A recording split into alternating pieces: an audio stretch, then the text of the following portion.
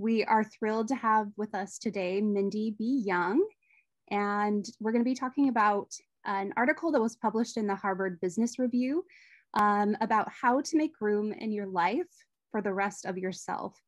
By way of introduction, Mindy has extensive experience in film, theater, education, and advocacy, holding both a Master's of Fine Arts and Bachelor of Fine Arts from the University of Utah.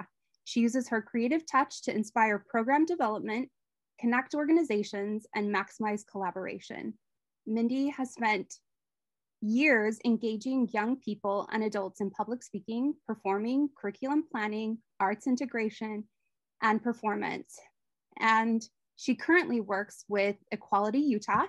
And we'd love to have Mindy, tell us a little bit more about the work that you do with Equality Utah. Well, I'd love to. I think most people, they should be jealous of how lucky I am to work in this job. I love this job so much, it's just silly.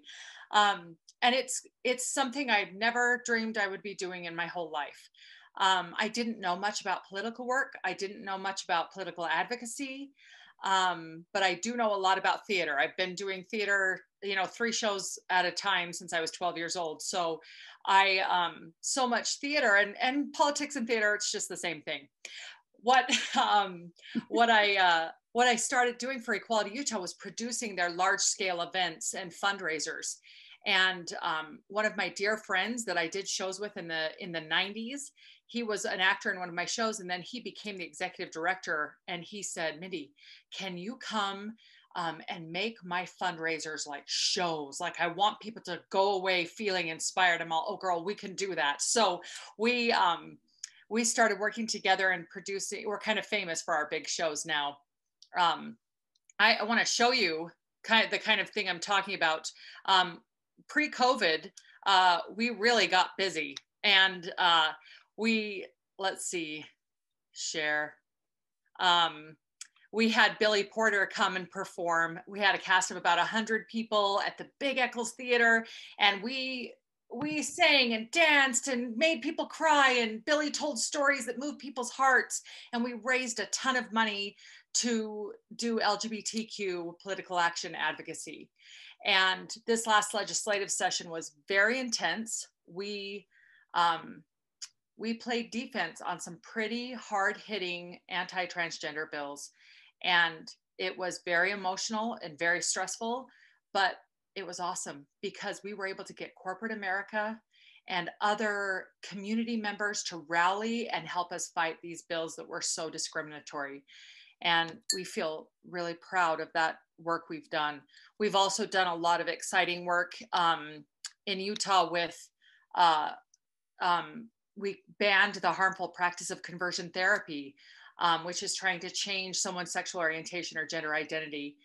And we were one of the first conservative states to do that, and we feel very proud of that. We've also had a lot of other legislative victories where we come together, where we're not trying to be like, "You're wrong, we're right, move over," but we're like, we might not agree on everything.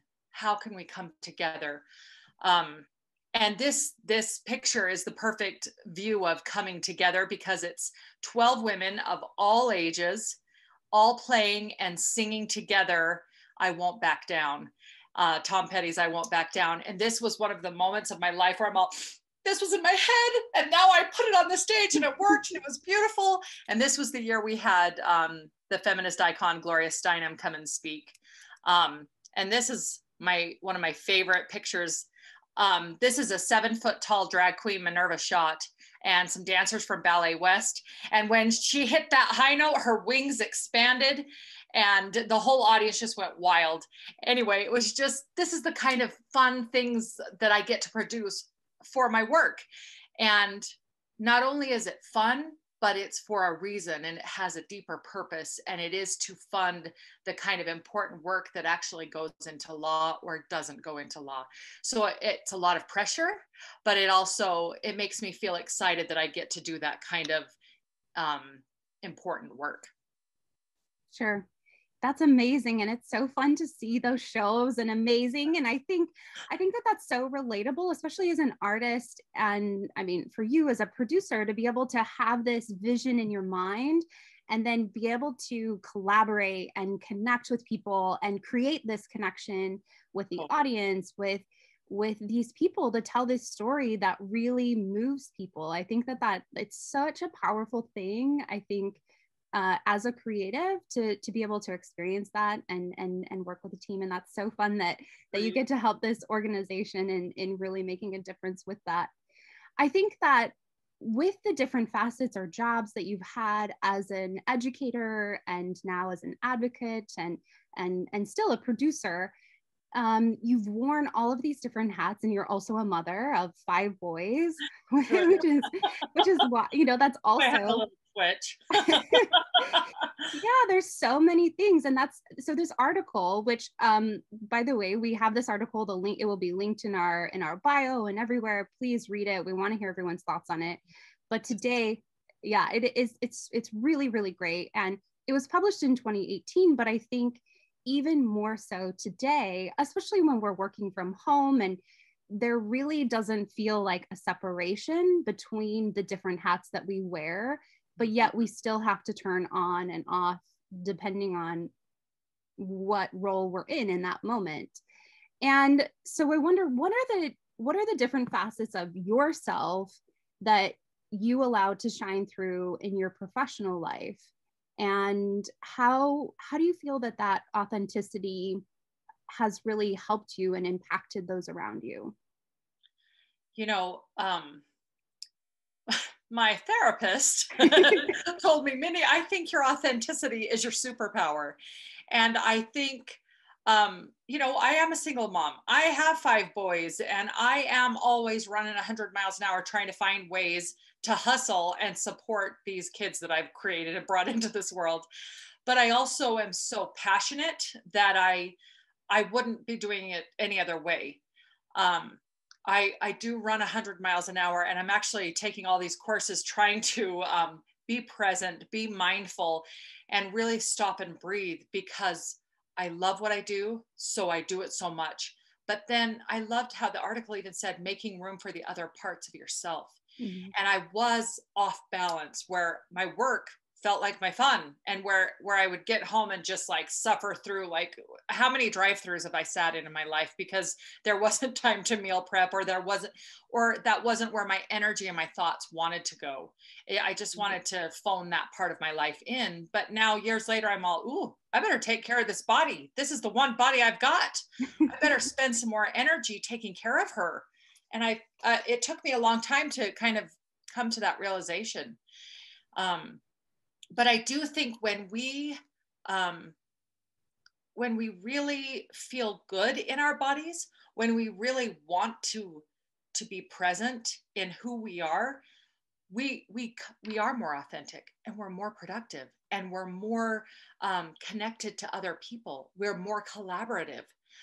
Yesterday, we produced a lunch and learn that was so fun for the LGBTQ chamber.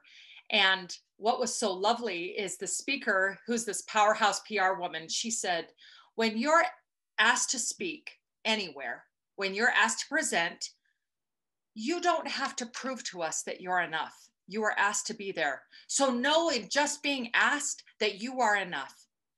And it was so awesome to see all the bubble hearts that were pinging up on Zoom, because all of us resonate with that, right? Where we're like, do they know I'm totally faking this? Do they know I'm a complete imposter? Can anybody see this? And even at 46 years old, I'm like, I think I know how to do this. Do I know how to do this? And I wish I could tell my younger self, and younger artists, especially younger women, you are so enough. You are so okay. And when you show up feeling like you're enough, you're going to expand, and you're going to help others expand.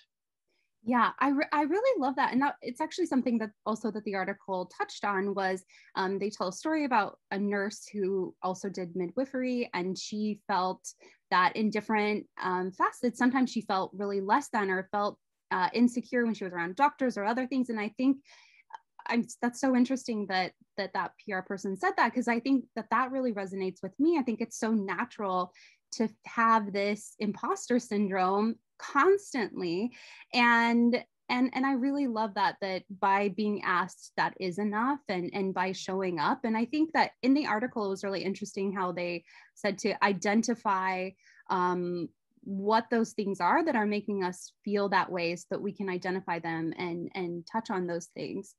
What do you feel like, what internal and external factors hinder people from fully leaning into their strengths, or diversity in their careers?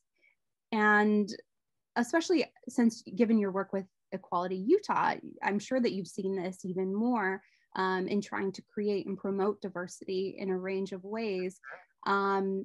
What are some of those things, both internal and external, do you feel like would do hinder people?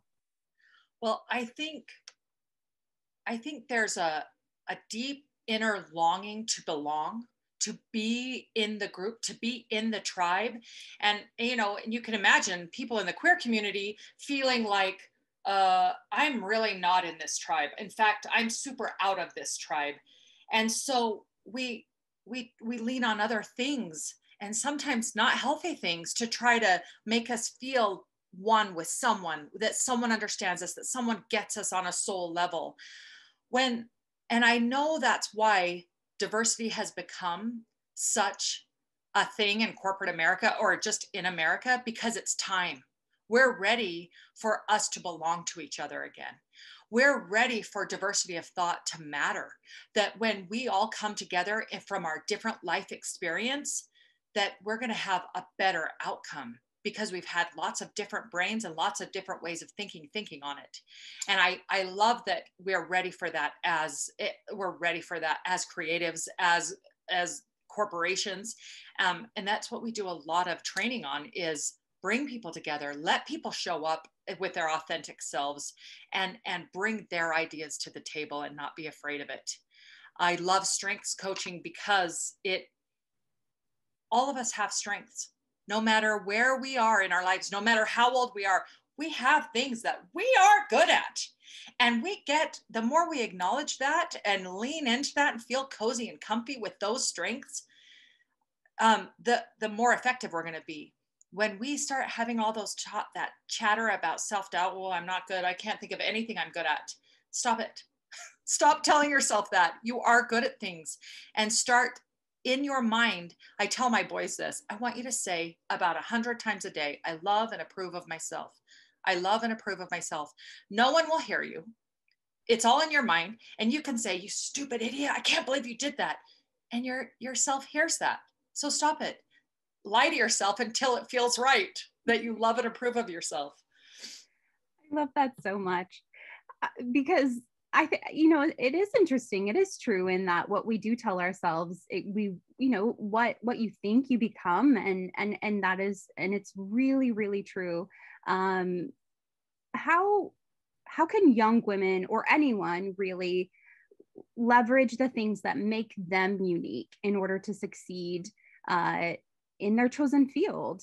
A lot of our ally fellows are undergraduate age women that are studying in the arts, and they're looking to transition into arts as a business. And but how can they really take those things that make them unique and leverage them? I went and heard one of my dear friends play in her band up in Park City last weekend, and it was so great to have live music after COVID for so long. And I was watching this table of girls stand up, and they all were dressed almost exactly alike. They all had their hair almost exactly alike. They looked like little copies of each other, and I couldn't tell them apart. And I remember wanting so bad to fit in that I would do anything to look and act and be like everyone else. But when we think of fashion icons, they're icons because they are so different, right? Because they set their own pace, because they set their own style, and we want it, right? So I would say lean into what makes you, that you-ness of you that's so different and so exciting. Lean into that. that's the specialness. Right, right. I think that's so cool. And actually as you're talking about that and that excitement, I'm envisioning that the Billy Porter image that you showed, you know, I think that it's such a Him with that hat and his dress and his high heel boots and his sparkly tights. yeah. You know, and my Republican Trump loving dad came to that show, and I was thinking, I wonder what my dad's thinking of this show. But he came out and he said, that boy has more talent than anyone I've ever heard sing before. And it's true. And Billy talks about when he was trying to be like, I'm a straight R&B singer, and he was almost successful. But when he embraced who he really was, boom, he became the real deal. He was on Saturday Night Live actually the week after my show, and I felt really proud. That's amazing. That's so cool. And an important part of this article talks about enabling and encouraging others to bring their holistic selves to the table. How have you seen this play out in your career? Meaning, you are made up of all of these different facets. How do you bring that entire self to these different areas or of your life, of your career, or how has that played out for you? Yeah. Well, you know, I work in a career where I'm surrounded by the queer community, and most of us don't have kids, and I have a million kids. Well, I have 5, but I have a very different life experience than many people I work and play with every day. However, I think because I'm okay with it, I'm okay with my journey, I'm okay where I've come from, and kind of feel like it's made me who I am. It gives me an understanding. I'll have gay boys just like, we'll talk for hours and I'll cry and I hold them and I'm all, am I the mom that you always wish you had? But I think it's made a real connection because I'm coming from a place of understanding of myself. Like, yeah, this was a hard row, but everyone's had one. And I think it's easy to get weird and competitive with each other. And I wish that I had felt more okay of myself in my 20s, that I didn't need to complain about anyone else. I didn't need to belittle anyone else. I didn't need to bring anyone down to make myself feel better. Right. And I was immature then. And I did do that. And I don't need to do that anymore. And I wish people knew that. I went to this in my class on presence. She talks about, we've all heard wounded people wound, hurt people hurt. And when we are insecure, when we're feeling less than, it's easy for us to want to bring other people down. Yeah. But then she went on, this wise teacher, and she said, Mindy, free people, free people. And it just gave me chills all over my body. And I thought, I want to be a free person. And I want to help other people heal and feel free and feel comfy and cozy in their skin. And I think that's why I just say to yourself that you're approving of yourself, because it will radiate and you'll approve of other people to be their whole selves as well. Yeah. I love that. What a perfect way to end our chat. I think just that encouragement and that I think it's so needed and we do need that. We need to find those ways that we can feel empowered and see how we are empowered and who we are and all of those different facets and encouraging and connecting with other people to do that. And we could not be happier to connect with you today about this article. Please, again, the link is in our bio, read it. We'd love to hear your thoughts about it. And Mindy, you're the best. It's so nice to connect, and we'll talk to you soon. Thank you.